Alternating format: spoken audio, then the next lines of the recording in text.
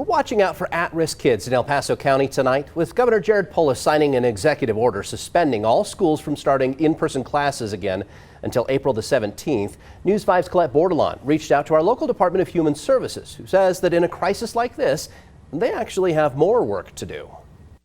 And more precautions to make sure their staff isn't exposed to the virus. Still, they have to check on children's welfare at a time like this, when kids are home much more often than normal and not seeing mandatory reporters like teachers.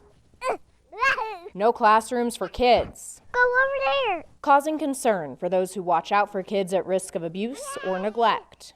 Those kids are in an even more vulnerable position now. KAHN works with CASA, volunteers who give children a voice in court. CASA will continue to serve the kids no matter where this goes. We are there to serve the children and to make sure their best interest is always front and center. Last year, CASA served over 700 kids in the middle of abuse and neglect cases. Continue to have caseworkers and child and adult protection that go out and investigate abuse and neglect. Meanwhile, the El Paso County Department of Human Services says they are essential to the community. Families may be experiencing additional stresses during a virus, where there may be someone in the home that's losing their job, or they may be hungry and they may need benefits like Medicaid. They get over 16,000 calls about abuse and neglect every year, and they investigate more than a third of those, saying actually going to someone's home and seeing the child is necessary. If there's a concern that someone in the household may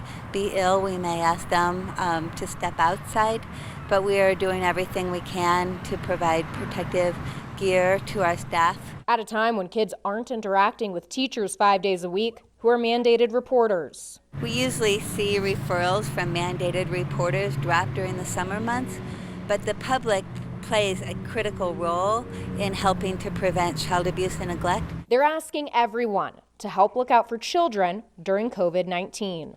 If you suspect any child abuse or neglect, call their hotline at 1-844-CO-4KIDS. DHS is limiting their in-person services to people without internet or in other extreme circumstances. Now, people can still apply online through their PEAK platform for other benefits like Medicaid or food assistance. Always watching out for you, El Paso County. COLETTE Bordelon, News 5.